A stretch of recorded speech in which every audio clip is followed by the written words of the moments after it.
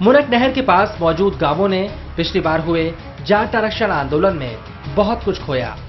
दहशत के साए गांवों में मंडराते रहे तो गांव वालों के मुताबिक गांव के निर्दोष बच्चे गोलियों का शिकार हो गए। दोपहर के वक्त तो गांव में सन्नाटा ही दिखाई दे रहा था। कुछ दुकानें खुली थीं, इक्का दुक्का लोग भी बैठे थे। हमने कुछ पूछना चाहा तो कहा चौपाल पर चले जाइए। चौपाल पर कई लोग मौजूद थे। हमने बातचीत की शुरुआत की। जाट आरक्षण आंदोलन फिर से शुरू हो गया है, गांव पर इसका क्या असर पड़ा? इस बार फिर से एक बार आरक्षण आंदोलन की शुरुआत हुई। हालांकि कहा यह जा रहा है कि इस बार जो आंदोलन है वो पूरी तरह से शांतिपूर्ण रहेगा। क्या आपको किस तरह का कोई डर लग रहा है? ना, हमें कोई डर नहीं लगता भाई। अच्छा, पिछली बार जब आंदोलन हुआ था तो प्रदेश में काफी हिंसा हुई थी, सोनीपत में कुछ जगह पर हिंसा हुई शादी अब नहीं है हिंसा। अच्छा, इस बार जो शांतिपूर्ण ढंग से आंदोलन चल रहा है, आपके गांव पे कोई असर दिखाई पड़ रहा है उसका? गांव पर शांति का माहौल सारे गए बस गांव में। आपको क्या लगता है कि शांति का माहौल रहे उसके बाद लोग प्रदर्शन करें, कोई परेशानी नहीं? नहीं, कोई परेशानी नहीं हो। तुम डिमांड है उनकी, आगे सरकार से अपनी डिमांड करो। पब्लिक को परेशान ना करो। एक आम जनता जैसे परेशान होती है उसको परेशान ना करो। जो हक मांग लो अपना। बिल्कुल।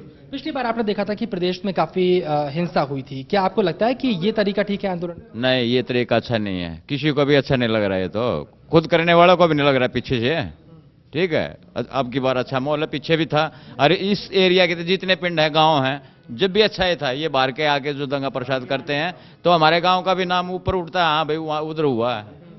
वैसे यहाँ शांति है। अगर 36 बिरादरियों के प्रेम की बात करें तो कई जगहों पर देखा हमने, रोहतक की बात की, वहां पर थोड़ा वैमनस्य है। लेकिन सोनीपत की बात करें, आपके गांव की बात करें तो यहाँ किस तरह की परेशानी आपको दिखाई पड़ती है? नहीं, हमें कोई परेशानी नहीं है। हम तो ये सब जाट भी बैठे हैं, हर एक बिरादरी। हम तो खेल रहे हैं, कूद रहे हैं, खा रहे हैं, पी रहे हैं, मजे ले रहे हैं, घूम के भी आते हैं। हमें कोई परेशानी नहीं, किसी प्रकार का कोई डर नहीं, खौफ नहीं।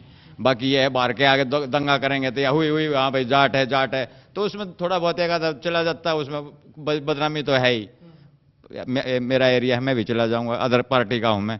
ठीक है, मेरे भी ये कहेंगे भी जाटों के संग था। नहीं, ऐसा कुछ नहीं। लोगों ने बताया गांव में शांति बनी हुई है। यहां पर यह भी बताया गया कि पिछली बार गांव के लोग किसी भी तरह के उपद्रव में शामिल नहीं थे। बाहर से आए लोगों ने पूरा हंगामा किया था और खामियाजा हमें भुगतना पड़ा। पिछली बार मुनक नहर यहां पर तोड़ी गई थी। अभी हम देख कर आ रहे हैं कि वहां पर काफी जमावड़ा लगा हुआ है और सुरक्षा बल वहां पर भारी मात्रा में तैनात हैं। पिछली बार यहां पर क्या हुआ? पिछली बार तो जी बाहर से आए थे, जितने भी आए थे काफी बंदे आए थे बाहर से और उन्होंने किया था जो कुछ किया था। बाकी हमारे जो बंदे शहीद हुए थे उसलिए वो कार्रवाई बंदी थी जी। अच्छा, जो बंदे शहीद हुए थे क्या उन्हें मुआवजा मिला? नहीं, उसको सरकार की तरफ से कोई मदद नहीं दी गई उसको। अभी मुआवजा नहीं मिला है। तो एक मांग ये भी की जा रही है कि जो शहीद हुए थे बंदे उनको मुआवजा दिया जाए। हाँ, बिल्कुल। वो तो परिवार में एक लाई था, जो कमाने वाला एक था तो कुछ रहा नहीं। 2 सिस्टर थी उसके पास, तो कौन चलाएगा उसका घर? यहाँ पर एक बुजुर्ग जाट भी मिले। हमने पूछा तो दर्द दिल से बाहर आ गया। विस्तार से बताया कि पिछली बार क्या हुआ था।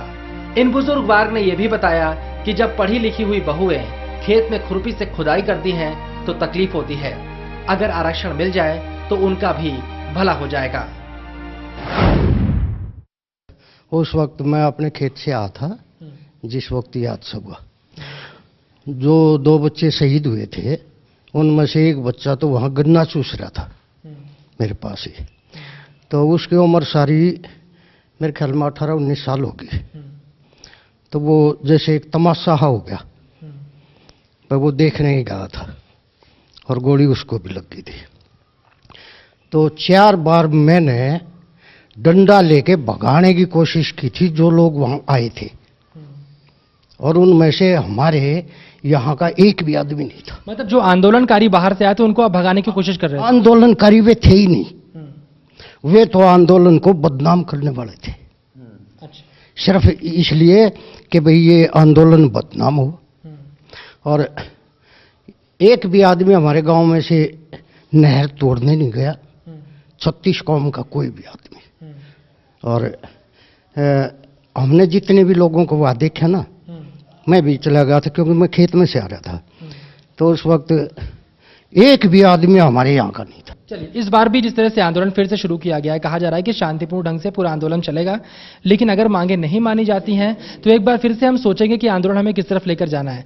तो क्या इस बात का डर है कि कुछ दिन बीतेंगे तो ये आंदोलन उग्र हो सकता है? जिस तरह से पिछली बार समस्याएं हुई थी, जिस तरह से आप बताया कि गाँव के पास के 2 युवक शहीद भी हुए थे, इस तरह की समस्याएं फिर से आ सकती हैं? देखिए, आंदोलन मांग जो जाटों की है ना, जाटों की इस तरफ से तो कोई उग्रवादी कार्रवाई होगी ही नहीं, होगी ही नहीं, क्योंकि मैं भी खुद जाट हूँ, मैं आपके सामने खड़ा हूँ। अब हमें देखो आप कि हम कितने उपद्रवी आपको नजर आ रहे हैं। हम तो जाट कौम तो शांतिपूर्व प्रेमी है, परिश्रमी है। अच्छा, ये मांग जो है भाई चलो सब नहीं मानी, भाई होना चाहिए, होना चाहिए। कोर्ट के आगे तो मेरे ख्याल में डेमोक्रेसी है, और जी फिर कोर्ट है, कोर्ट ने मना किया है तो मेरे ख्याल में ऐतराज किसको होगा। अच्छा, बिल्कुल, ये बात भी बहुत महत्वपूर्ण बात आपने यहाँ पर कही। जिस तरह से आप गांव में हैं, आप आंदोलन करने के लिए बैठे नहीं हुए हैं, लेकिन आपने भी एक बात की कि जब कोर्ट ने मना किया है तो फिर आंदोलन की जरूरत क्यों, इसके बाद ऐतराज क्यों? तो कोर्ट के आदेश के बाद जो लोग बैठे हुए आंदोलन करने के लिए क्या गलत है? हालांकि जाटों में एक गुट ऐसा भी है जो कोर्ट में इस बात की लड़ाई लड़ रहा है कि वहां से हम आरक्षण लेकर आए। नहीं, लड़ाई तो जैसे कोर्ट में कोई भी मामला है, एक आदमी ने कत्ल कर दिया है, वो भी अपना वकील करके खड़ा है, हुआ खड़ा है ना। तो कोर्ट में तो ये है जी कि ये ठीक माना था, भाई हमारे बच्चे पढ़े लिखे हैं। मेरे पास अब फिलहाल 2 बहुएं हैं जिनके 75% नंबर है एमए में, एक इंग्लिश से एक मैथ से है। मेरे खेत में खुरपी ले काम कर रही है, नौकरी नहीं मिल रही उनको। देखिए आप, बिल्कुल एक दर्द ये देखिए कि बहुएं हैं, 75% नंबर एमए में है, लेकिन वो भी खेतों में जाती हैं और खेतों में बीएड भी हैं, बीएड भी कर रखा है, मास्टर बन सकती हैं। लेकिन यहाँ पर तकलीफ इस बात की है कि आरक्षण की वजह से उनको नहीं मिल पा रही है चीजें, और ये तकलीफ कहीं ना कहीं ये बुजुर्गवार है। इनको लगता है कि इनकी बहुएं भी पढ़ी लिखी हैं, काम कर सकती हैं, बीएड हैं, लेकिन खेतों में क्यों जा रही है, और इसी बात को लेकर आरक्षण के लिए आंदोलन किया जा रहा है। गांव में कुछ महिलाएं भी मिली, बताया गांव में फिलहाल शांति है, उम्मीद है आगे भी कायम रहेगी, लेकिन बार बार आंदोलन के नाम पर हंगामा उन्हें पसंद नहीं है। अब की बार तो थोड़ा शांति का माहौल लग रहा है, अभी तो इतना हो नहीं रहा, लेकिन पहले बहुत हो गया था। यहाँ पे गोलियां भी चली थी और बहुत मतलब आदमियों में नुकसान हुआ था, 2-3 मर भी गए थे, लेकिन अब तो इतना दिखाई नहीं दे रहा है। बिल्कुल, एक बार आरक्षण आंदोलन की शुरुआत फिर से हो चुकी है। अभी मुनक नहर के पास हम गए थे, वहां पे भी देखा कि फोर्स बड़ी मात्रा में तैनात है, बड़ी तादाद में फोर्स वहां पर तैनात है। क्या गांव के अंदर किसी तरह की अशांति या डर का माहौल? नहीं, गांव में तो अभी तक तो कोई अशांति या कुछ दिखाई नहीं दे रहा है। हमारा गांव ठीक है, शांत है, लेकिन पहले जो वो था उससे तो काफी राहत है। हाँ जी। 36 बिरादरियों के प्रेम की बात करें तो आपके गांव में तमाम बिरादरी के लोग रहते हैं। क्या 36 बिरादरी के प्रेम में कोई परेशानी आई है, या फिर आप लोग वैसे ही गांव वाले सब मिलजुल कर रहते हैं? जी, हम तो गांव वाले सभी मिलजुल कर ही रहते हैं। यहाँ कोई बैर भाव नहीं है, बहुत कम ऐसा वो है कि गांव में सभी लोग प्यार प्रेम से रहते हैं। आरक्षण को लेकर बार बार आंदोलन किया जाता है, कहा यह जाता है कि पढ़े लिखे लोग हैं, लेकिन इसके बावजूद नौकरी नहीं मिल पाती आरक्षण की वजह से। क्या आपको लगता है कि आरक्षण को लेकर जो बार बार आंदोलन हो रहा है वो ठीक है, अव्यवस्था फैलती है? वैसे तो हमें तो गलत लगता है, हमें इसके बारे में पता नहीं। देखो आरक्षण क्यों कर रहे हैं, क्या ना कर रहे हैं, ये तो भाई सरकार ने करना चाहिए, इसके बारे में हमने नहीं पता। बिल्कुल, आंदोलन लेकिन जो होता है तो डिस्टर्बेंस होती है, वो खराब लगता है। हाँ, वो खराब लगता है, उसकी वजह से सारे गाँव का माहौल बिगड़ जाता है, वो गलत लगा। गांव से निकलते निकलते हम ये समझ चुके थे जाट आरक्षण आंदोलन का इस गांव के भाईचारे पर कोई असर नहीं पड़ा है। किसी के आरक्षण से किसी बिरादरी को कोई परेशानी नहीं, लेकिन लोग बस इतना चाहते हैं कि उन्हें आंदोलन से किसी तरह की परेशानी ना हो।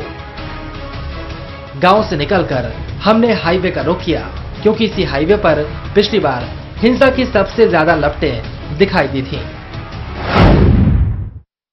बस छोटे से ब्रेक का है, लेकिन ब्रेक के उस पर हम आपको दिखाएंगे सोनीपत NH1 पर इस बार जाट आरक्षण आंदोलन का पड़ रहा है क्या असर।